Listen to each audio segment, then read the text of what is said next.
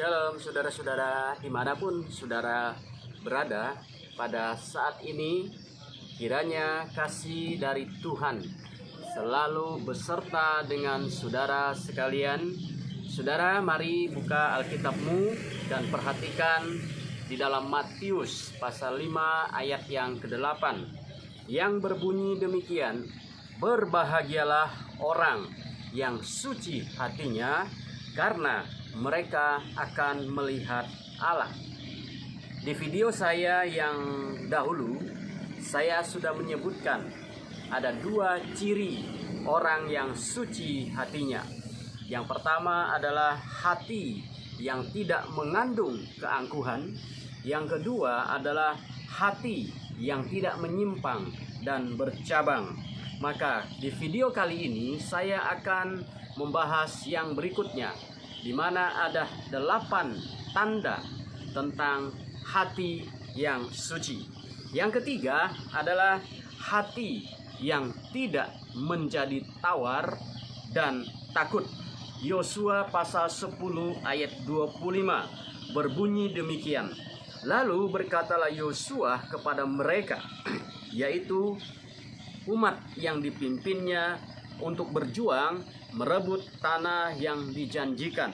Yosua pada saat itu berkata, janganlah takut dan janganlah tawar hati, kuatkan dan teguhkanlah hatimu, sebab secara itulah akan dilakukan Tuhan kepada semua musuhmu yang kamu perangi. Saudara sekalian, Yosua sedang memimpin perjuangan untuk membawa umat Tuhan masuk di dalam tanah perjanjian. Perjuangan mereka tidaklah mudah, karena mereka akan berhadapan dengan musuh-musuh yang kuat dan tangguh. Tetapi saudara, Tuhan melalui hambanya yang bernama Yosua mengingatkan umat untuk tidak tawar hati dan takut di dalam perjuangan yang sedang mereka lakukan. Saudara, hati yang suci adalah hati yang tidak tawar dan hati yang tidak takut.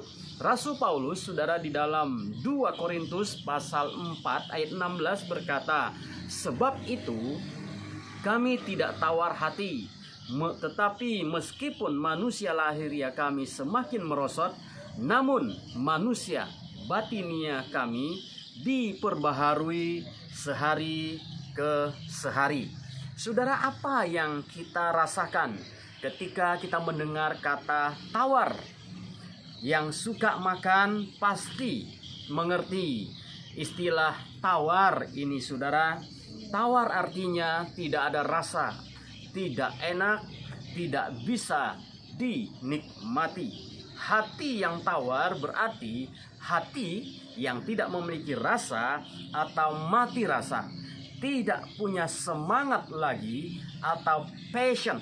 Istilah tawar hati di dalam bahasa Indonesia sehari-hari menerjemahkan tidak putus asa, ya, tidak putus asa atau tidak kehilangan hati. Rasul Paulus tidak mengizinkan dirinya dikuasai oleh perasaan tawar hati. Mengapa tidak mudah tawar hati, saudara? Jawabannya di dalam ayat yang ke-17 yang berkata demikian: sebab penderitaan ringan yang sekarang ini akan menghasilkan bagi kami kemuliaan kekal yang melebihi segala-galanya, jauh lebih besar dari penderitaan kami.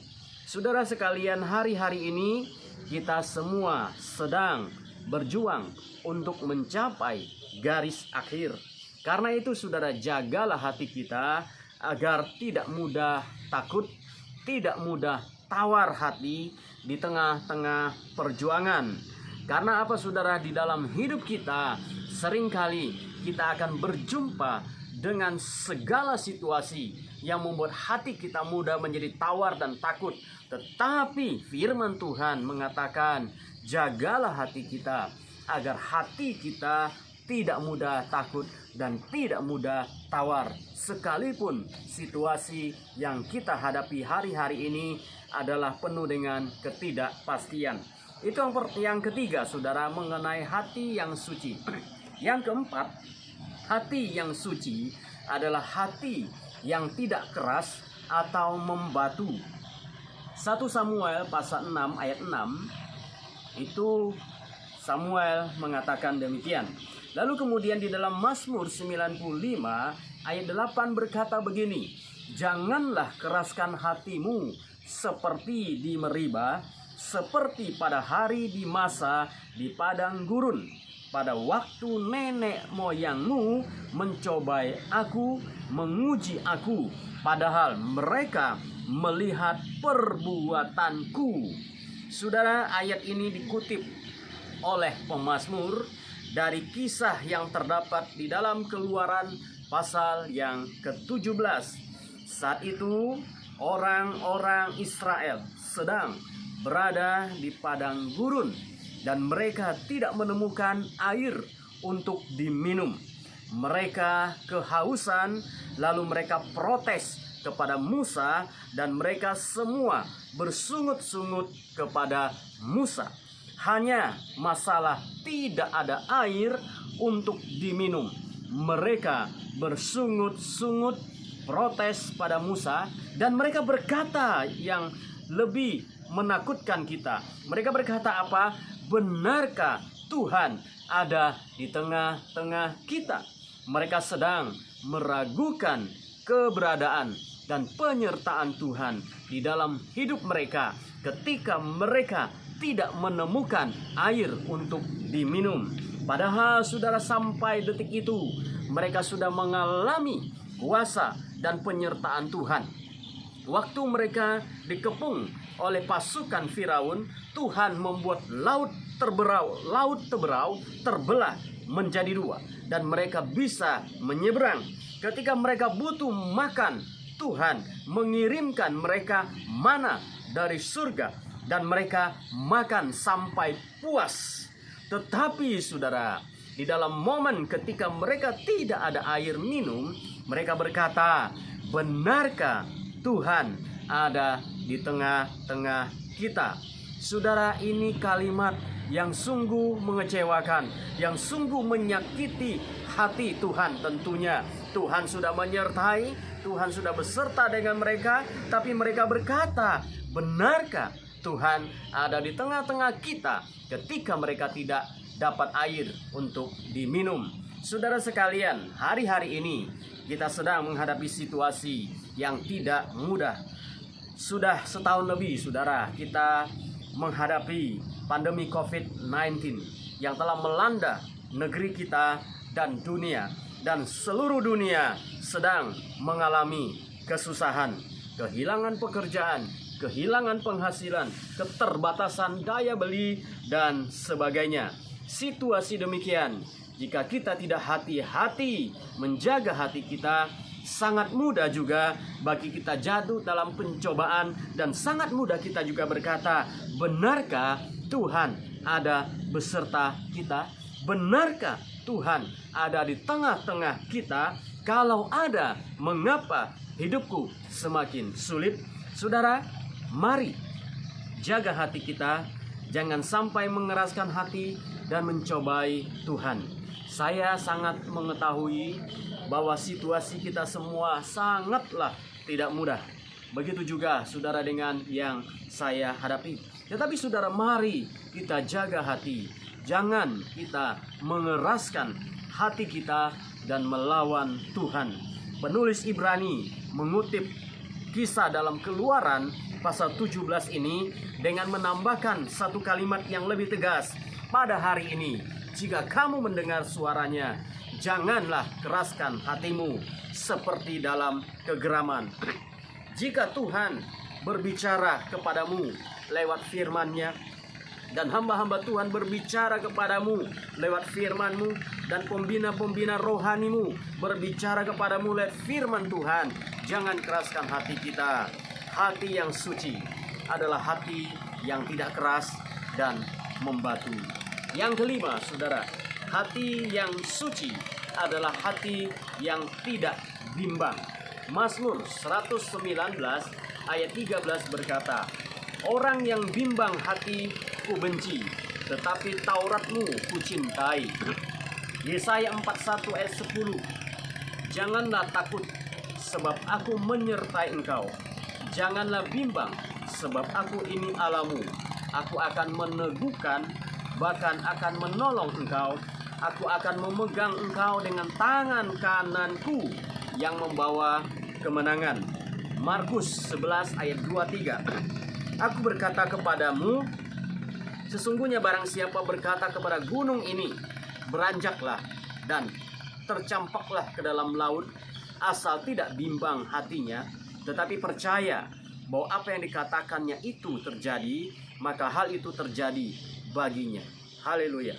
Amin. Bimbang atau khawatir akan menguras energi kita. Apa yang kita khawatirkan? Sesungguhnya saudara, banyak yang kita khawatirkan itu tidak terjadi. Khawatir justru menguras tenaga kita yang seharusnya bisa kita pakai untuk melakukan sesuatu yang lebih berguna. Ketika kita khawatir, kita menjadi tidak punya nafsu makan, pikiran kita kacau, tidak fokus, dan lama-lama kita jatuh sakit. Itulah sebabnya saudara, ketika kita mulai rasa khawatir, datanglah pada Tuhan. Serahkan semua kekhawatiran kita kepadanya. Biarkan Tuhan yang bertindak dan menopang hidup kita. Kita lakukan apa yang bisa kita lakukan, yang sudah Tuhan percayakan kepada kita hari ini. Karena Tuhan Yesus pernah mengingatkan kita bahwa kita lebih berharga daripada burung pipit. Burung saja dipelihara oleh Tuhan. Dan rambut di kepala kita pun Tuhan tahu. Apalagi saudara yang lainnya. Jagalah hati kita. Hati yang suci adalah hati yang tidak diisi oleh rasa bimbang dan khawatir. Yang keenam saudara sekalian, hati yang suci adalah hati yang tidak menyimpan kemarahan dan kepahitan. Hati yang suci adalah hati yang tidak menyimpan kemarahan dan kepahitan. Mazmur 37 ayat 8. Saudara, saya pernah mengkhotbahkan tentang marah dan kepahitan. Untuk lebih detailnya saudara mengenai topik ini, marah dan kepahitan, silakan saudara bisa buka video saya yang lalu. Saya pernah membahas kedua tema ini di masa yang lalu. Di sini saudara, saya akan menyinggung sekilas bahwa hati yang suci adalah hati yang tidak menyimpan amarah dan kepahitan. Mazmur 37 ayat 8 berkata demikian, berhentilah marah dan tinggalkanlah panas hati itu. Janganlah marah, itu hanya membawa kepada kejahatan. Pengkhotbah 7 ayat 9, janganlah lekas marah dalam hatimu, karena amarah menetap dalam dada orang bodoh. Menurut saya bukan tidak boleh marah, tetapi janganlah menjadi pemarah dan cepat marah. Jika mau marah, harus jelas marahnya karena apa dan mengapa, serta cara menyampaikan kemarahan dengan tepat. Nasihat firman Tuhan jelas bahwa kita tidak boleh menjadi pemarah, menyimpan amarah di dalam hati, dendam dan kepahitan. Yakobus 1 ayat 19 berkata demikian, hendaklah setiap orang cepat untuk mendengar, tetapi lambat untuk berkata-kata dan lambat untuk marah. Marah dan kepahitan adalah dua hal yang saling berkaitan erat. Orang yang hatinya tersimpan kepahitan pada umumnya menjadi sangat sensitif dan cepat marah. Ketika dia mendengar kata-kata yang melukai, ia biasanya akan memberikan respon yang negatif. Ia akan menjadi mudah tersinggung. Lihat saja saudara di medsos. Ketika kita menulis sesuatu, ada saja orang yang tersinggung dan memberikan komentar yang menyerang balik kepada kita. Padahal maksud tulisan kita bukan ditujukan untuk orang tersebut. Tetapi ketika ia membaca tulisan kita, ia langsung bereaksi seolah-olah kita sedang menyerangnya. Saya bisa pastikan bahwa orang ini hidupnya tidak bahagia. dan hatinya banyak kepahitan. Orang yang suci hatinya adalah orang yang tidak menyimpan kesalahan, tidak menyimpan amarah dan kepahitan dalam hatinya. Yang ketujuh, saudara, hati yang suci adalah hati yang tidak iri kepada orang lain. Amsal 14 ayat 30. Penyakit hati, saudara, sombong, iri hati, dan angkuh. Amsal 14 ayat 30 berkata, hati yang tenang menyegarkan tubuh, tetapi iri hati membusukkan tulang. Iri hati adalah tidak suka melihat kebahagiaan orang lain, tetapi sangat senang melihat orang lain susah.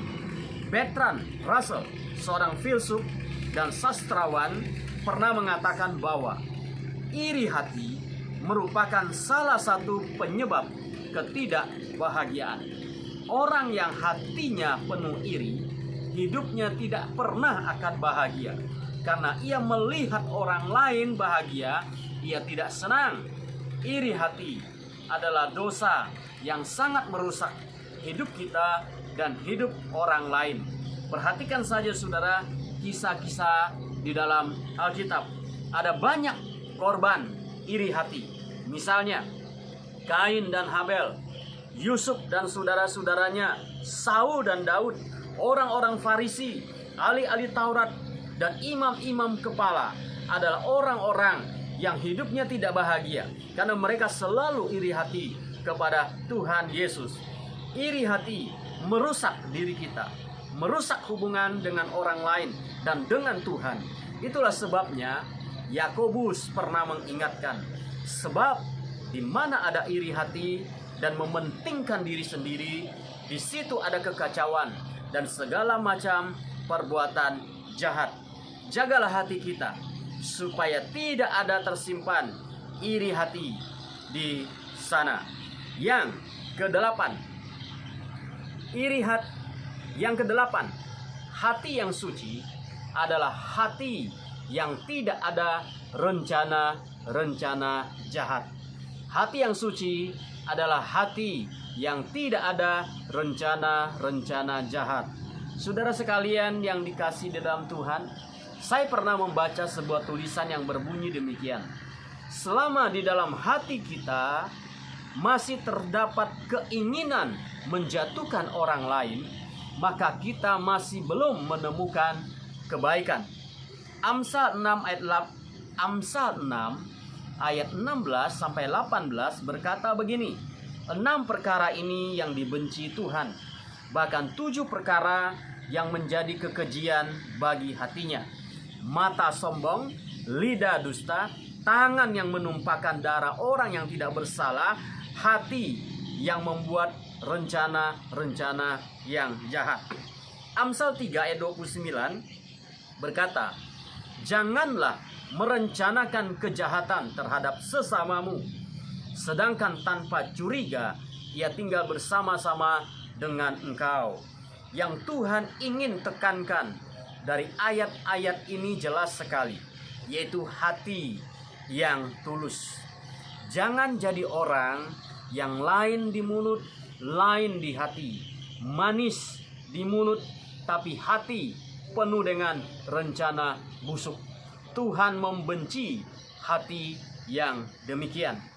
Dalam berteman, saudara, milikilah hati yang tulus. Kalau mau memuji orang, pujilah dengan tulus. Jangan hanya manis di mulut, tapi pahit di dalam hati. Singkirkan rencana-rencana yang menguntungkan diri sendiri dan merugikan orang lain. Itulah hati yang suci. Berbahagialah orang yang suci hatinya, karena mereka akan melihat Allah. Apa artinya, saudara, melihat Allah? Melihat Allah artinya kita akan mengalami dan merasakan kehadiran, kuasa, dan kebaikan-kebaikan Tuhan di dalam hidup kita. Melihat Allah bukan secara kasat mata, tapi melihat Allah artinya kita akan mengalami pengenalan kepada Tuhan yang benar. Kita akan mengalami kebaikan, kuasa, dan segala kebajikan Tuhan di dalam hidup kita. Itu artinya melihat Tuhan. Saudara sekalian, saya tidak tahu bagaimana dengan hati saudara. Tetapi mari saudara kita belajar untuk menjaga hati kita. Yang saya sudah sebutkan 8 ciri hati yang suci. Kiranya Tuhan memberkati saudara sekalian. Mari kita berdoa. Bapa di dalam surga, kami bersyukur kepada Tuhan buat firman-Mu yang kami sudah pelajari dari video pertama dan video kedua ini tentang 8 ciri hati yang suci. Tuhan, berkatilah kami agar kami menjaga kesucian hati kami, sehingga kami boleh mengalami, merasakan kebaikan-kebaikan Tuhan di dalam hidup kami. Berkati saudara-saudara kami yang sudah mendengarkan khotbah ini dimanapun mereka berada. Tuhan, berkati hidup mereka, berkati keluarga mereka, berkati pekerjaan mereka, topang mereka dengan kuasa Tuhan. Terima kasih Tuhan, kami bersyukur untuk firman-Mu. Saudara, kiranya kasih karunia dari Tuhan kita Yesus Kristus, kasih sayang dari Allah Bapa, persekutuan dengan Allah Roh Kudus menyertai hidupmu, keluargamu, anak-anakmu, dan seluruh isi rumahmu mulai hari ini sampai selama-lamanya. Amin. Tuhan Yesus memberkati.